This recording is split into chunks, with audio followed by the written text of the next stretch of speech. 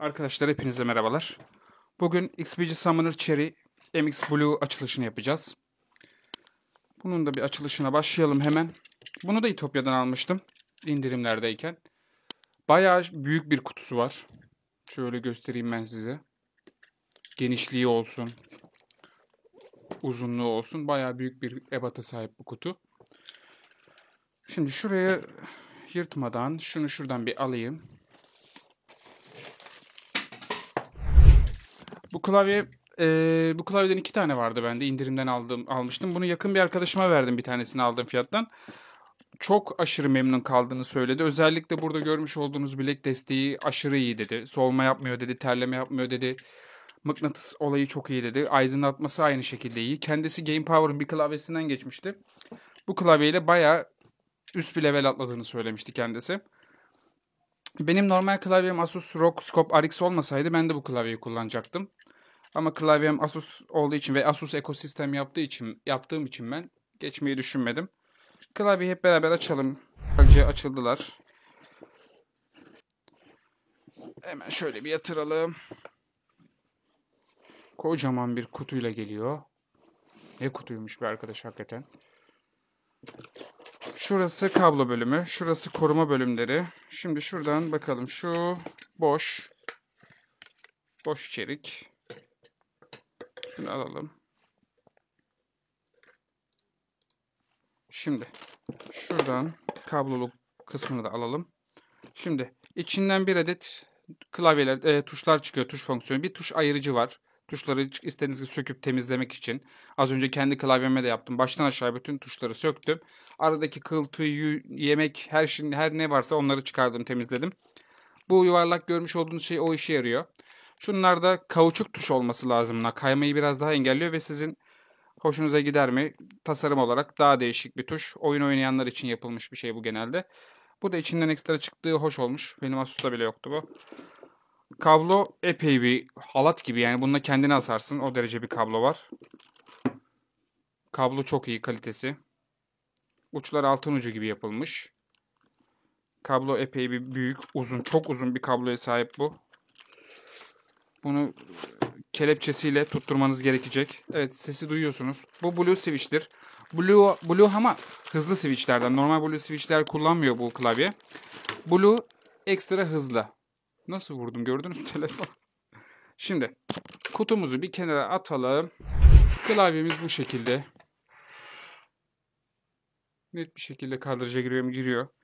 Klavye ağır. Hatta ben size ağırlığını söyleyeyim. Araştırmıştım ben bunu. 950 gram bir ağırlığı var şeyle beraber, mıknatısıyla beraber. Demir olmasından dolayı burası komple demir. Hatta şunu bir yere bırakayım.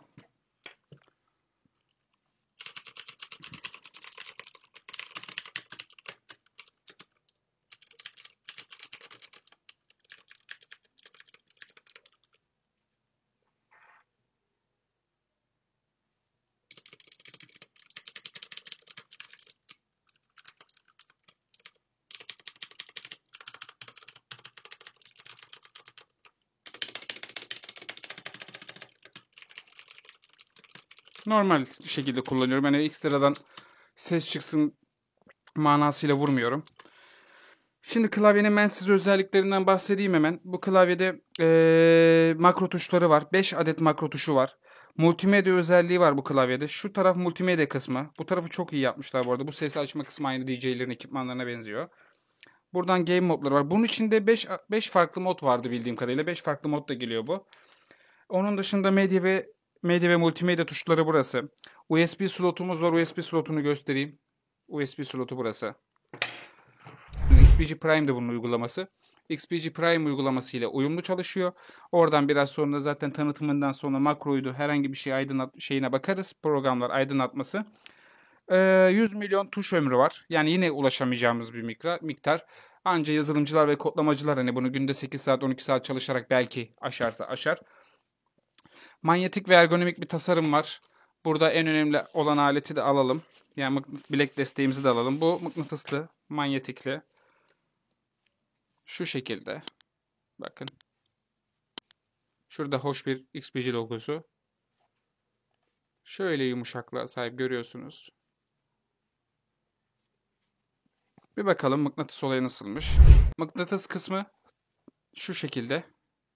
Şurası aşağıya bakacak. Geldik. Tuttu. Öyle ayrılacak gibi de değil. Bakın şu an masayı bir yandan tutayım. Bakın tek elle çekmeye çalışıyorum. Anca böyle. Baskı uygulayınca geliyor ama oyun oynadığınız takdirde şöyle hiçbir şekilde yok. Bu arada gayet rahat hakikaten. Ben rahatlığa önem veririm ama harbi rahat. Bakalım alt taraflarını da açalım. Alt klipslerini de açalım onun. O zaman daha iyi olacak çünkü bilek desteğiyle eliniz düz bir hizada uzanıyor. Bu şekilde alt klipslerini açtığımız zaman elimiz biraz daha V şeklinde olduğu için daha iyi. Evet açık ara çok daha iyi şu şekilde.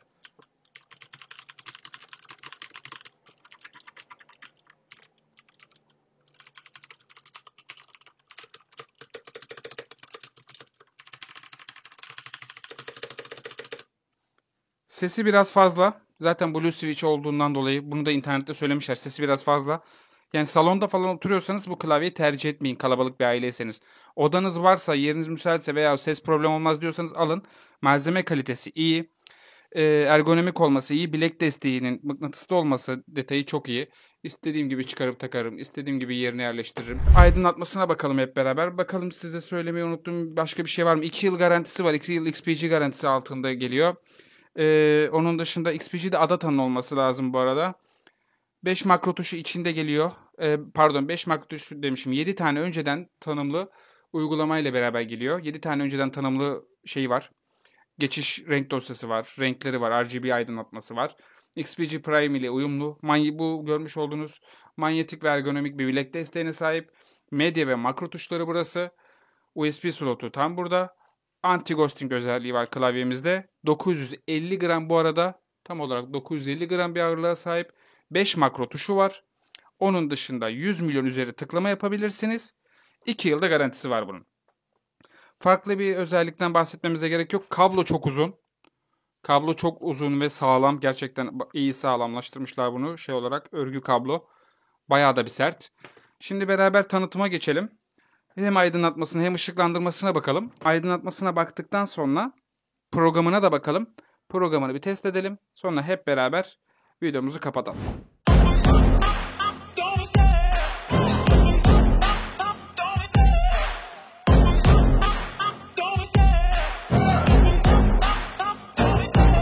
Love the chase and the hunt, and I set the pace when I'm running. I always take what I want and I always give it 100. Don't need a bank, no I'm funded. Play the game like it's nothing. I'm always thankful for something. Don't take for granted, stay humble. Now wake up, it's time to look at the enemy. Look in the mirror if he is no friend to me. It's not working out, maybe it's the chemistry. It's time to break up so I can make a better me. Better believe in your mind, cause it's everything. You can mold, shape, find almost anything. All it takes is some time and some clarity to find your right. Arkadaşlar şimdi Google'ımıza XPG Summoner Cherry MX Blue yazdık. Şu şekilde. Sonra aşağı iniyoruz. Kendi sitesini bulmamız gerekiyor. xpg.com. Buraya girdik. Buraya gelip yazılım XPG Prime'a tıklayabilirsiniz. XPG Prime ekrana geldi. Download dedim. Bunu bir masa üstüme indireyim hemen. İndirme bitsin. Tekrar devam edelim. Evet arkadaşlar şimdi uygulamayı şu klasörü açtığınız zaman içinde böyle dosya çıkacak size. Yan ekranı bir alayım getireyim hemen. İçinde şöyle dosyalar çıkacak. Burada XPG Summoner'ın kendi uygulaması var Prime. Burada da hangi aleti kullanıyorsanız mouse'a mouse, bunların ne olduğunu bilmiyorum. Mage'li alfayı. Keyboard kısmını ben güncelledim. Klavyenin ışıkları bir gitti geldi. Klavyeyi güncelledim. Onun dışında şimdi uygulamayı bir açalım. Şimdi uygulama yüklendi. Kendi installation complete yazdığı zaman uygulamamız bu şekilde masa üstüne geliyor. Uygulamamızı bir açalım. Uygulama ilk açılışta sizde İngilizce açılacak arkadaşlar. Burada e-posta yeni password yazacak. Burada login yazacak. Burada create account XPG yazacak. Burada da Guest yazacak. Buna tıklayın Guest olana. Burada misafir olarak devam et dedikten sonra sizin XPG ürünleriniz varsa onların hepsini bir tarayacak, analiz edecek. Hangi XPG ürünün var diye. Diğer aynı bütün ürünlerdeki SteelSeries Razer aynı şekilde hangi ürünü kullanıyorsun diye bakıyor ya, o yüzden, o sebeple. Şimdi burası sizde kapalı gelecek. Ben az önce oynadım ondan dolayı. Burası kapalı geliyor. Buradan Canvas sekmesine geçemezsiniz. Geçince böyle bir hata alacaksınız. Şimdi renk döngüsü, nefes, reaktif olan var. Gökkuşağı var. Genelde gökkuşağı kullanılıyor. Hızlandırması size kalmış. Şimdi buradan senkronizasyonumuzu açalım. Şimdi Canvas sekmesine tıkladım. Burada Prime RGB dosyanın adı veya kendiniz bir dosya açabiliyorsunuz. Burada statik, renk döngüsü, reaktif. Buradaki bütün renkleriyle oynayabiliyorsunuz bunu. Burada renkleriyle oynayabilirsiniz. Burada bunun konumunu değiştirebilirsiniz. Onun dışında pek bu kadar bir özelliği var. Daha geliştirilebilen bir yazılım, daha geliştirilme aşamasında olan bir yazılım bu XPG'nin uygulaması. Onun dışında söylemek istediğim bir şey var mı? Mouse çok kaliteli. Metal olması. Fiyatı şu an ne kadar bilmiyorum. Ben çok uygun aldım. Fiyatını söylemeyeyim. Mouse ağır. 950 gram bir mouse. Sağlamlık açısından sağlam. Bilek desteği çok iyi. Bilek desteğiyle beraber klavyenin altındaki klipsleri açarsanız çok iyi performanslı oluyor. V şeklinde eliniz düz bir hizada değil de yukarı doğru bir hizada kalınca daha rahat oluyor. Bilek desteği iyi. Bilek desteğinin mıknatıs olayı iyi. Klavyenin aydınlatması başarılı. Klavyenin sesi biraz yüksek çıkıyor, bilginiz olsun. Toplu bir şekilde salon veya herhangi bir yerde yeriniz yoksa biraz daha düşünün. Yani ses benim için problem değil. Daktilo gibi sese alışıklar, dert olmaz diyorsanız alabilirsiniz. Güzel bir klavye. Videoyu da beğenip like atarsanız çok sevinirim. Kanal yeni olduğu için bol bol içerikler yapıyorum. Abone olursanız, beğenirseniz, yorum atarsanız ya da incelememi istediğiniz bir ürün olursa yazabilirsiniz yorumlara. Bir yanlışım olduysa, bir dil sürmesi falan bir şey olduysa kusura bakmayın. Özür dilerim. Hepiniz kendinize iyi bakın arkadaşlar. Hoşça kalın.